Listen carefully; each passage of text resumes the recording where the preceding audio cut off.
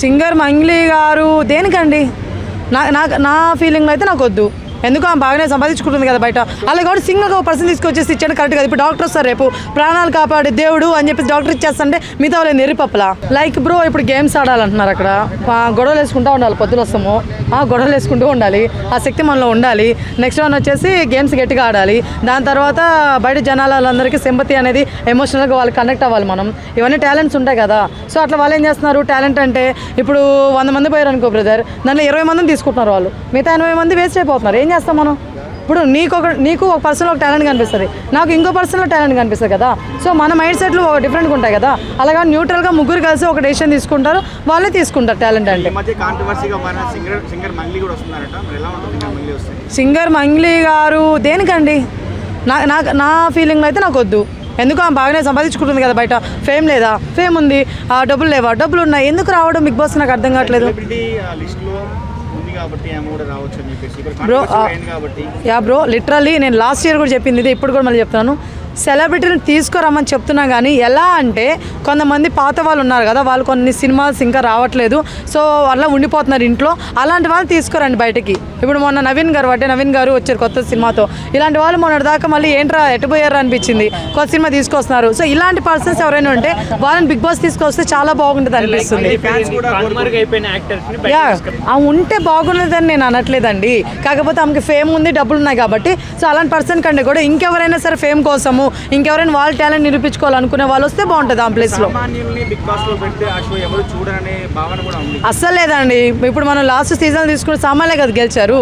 ఇప్పుడు ఒక రైతు సామాన్యుడే, ఒక ఆర్మీ పర్సన్ సామాన్యుడే. అట్లా ఏం లేదండి. బిగ్ బాస్ వాళ్ళు సామాన్యులు కూడా మంచిగానే ఇస్తున్నారు. కాకపోతే అదే చెప్తున్నాను కదా, చాలామంది అప్లికేషన్లు ఎక్కువైపోవడం, కొంతమందికి ఇవ్వడం కొంతమందికి ఇవ్వకపోవడం జరుగుతుంది. కాకపోతే దీనివల్ల ఆర్టిస్టులు కూడా ఫీల్ అవుతున్నారండి. సో నిజాయితీగా ఆడిన వాళ్ళు కూడా ఇవ్వాలండి. గేమ్ కూడా చూడాలి. ఎంతసేపు మనకి ఎమోషనల్ ఇయే కాదు, సెంటిమెంటల్గా కాకుండా జనాలు కూడా ఏంటంటే గేమ్ను కూడా చూడాలని నేను కోరుకుంటున్నాను. ఎందుకంటే అసలు బిగ్ బాస్ అనేది గేమ్ కూడా, అవునా కదా. సో గేమ్స్ అన్నప్పుడు గేమ్ ఆడిన వాళ్ళని విన్ చేయకుండా సింపతితోనూ ఇంకో దాంతో చేయడం అనేది కరెక్ట్ కాదు.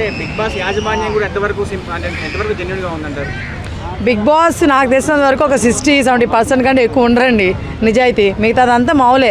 తెలిసిందే, అందరికీ తెలిసింది. ఇప్పుడు నేను మాట్లాడినంత మాత్రాన నాకేం కాదు, నేనైతే భయపడను. నిజమే చెప్తున్నాను, ఉన్నది చెప్తున్నాను నేను. వాళ్ళు మహా అయితే ఒక 60-70% మాత్రం నిజాయితీగా ఉంటారు. మిగతా అంతా జనాలకే. ముందు మన జనాలు మారాలి, అర్థమవుతుంది. ఫస్ట్ మన జనాలు మారాలి. ఎవరికి ఓటేయాలి? సింపతిలకు కాదు ఓటేయాల్సింది, గేమ్ ఆడిన వాళ్ళకి ఓటేయాలి, కష్టపడినోడికి ఓటేయాలని మన వాళ్ళకి ఉండాలి. ఎంతసేపు మన వాళ్ళు ఏంది, మన ఇండియన్ ఆర్మీకి కప్పు తీసుకొచ్చారంటే ఇప్పుడు ఒక మాట మాట్లాడతా, ఆయన నిజంగా నేను సెల్యూట్ చేస్తాను, ఇప్పుడు సెల్యూట్ చేస్తాను. ఆయన ఆర్మీగా అంత కష్టపడి ఆర్మీ దాకా వెళ్ళాలంటే సెల్యూట్ చేస్తాను. ఇక్కడ గేమ్లో వద్దు కదా అంటే మిగతా వాళ్ళందరూ కష్టపడిన వాళ్ళు వేస్ట్ కదా.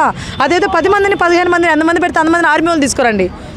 15 మందిని ఆర్మీని తీసుకొని ఆ ఆర్మీలో ఒక ఆర్మీకి వేయండి, అప్పుడు మేము అందరూ హ్యాపీ ఫీల్ అవుతాం. అలా కాబట్టి సింగర్గా ఒక పర్సన్ తీసుకొచ్చేసి ఇచ్చాడు కరెక్ట్ కదా. ఇప్పుడు డాక్టర్ వస్తారు రేపు ప్రాణాలు కాపాడే దేవుడు అని చెప్పేసి డాక్టర్ ఇచ్చేస్తుంటే మిగతా వాళ్ళు నెరిపప్పలా.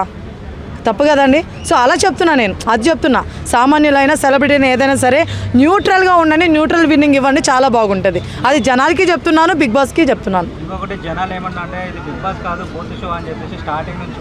అట్లా ఏం లేదు బ్రదర్, ఎందుకంటే బూతులు లేవు బ్రదర్. అక్కడ బూతుల మాటలు ఏం పెద్దగా లేవు బ్రదర్. అలా మాట్లాడిన ప్రతిసారి కూడా వాళ్ళు కట్ చేయడం జరుగుతుంది. నాగార్జున గారు వార్నింగ్ ఇవ్వడం జరుగుతుంది. బిగ్ బాస్ మీద ఇలాంటి ఆరోపణలు అయితే నేనేం చేయను బ్రదర్, ఎందుకంటే బూతులు అట్లా ఏం లేదు. ఎందుకంటే వాళ్ళు బై మిస్టేక్ ఫ్లోలో మీకు కాదు నాకైనా ఎవరికైనా వస్తుంటాయి కదా, వస్తున్నా కానీ ఎక్కడ మాట్లాడి ఎలా మాట్లాడి తెలుస్తుంటుంది. అలా మాట్లాడినప్పుడు ఆయన వార్నింగ్ కూడా చేస్తూ ఉంటారు నాగార్జున గారు. సో బూత్ అయితే అస్సలు కాదు బ్రదర్.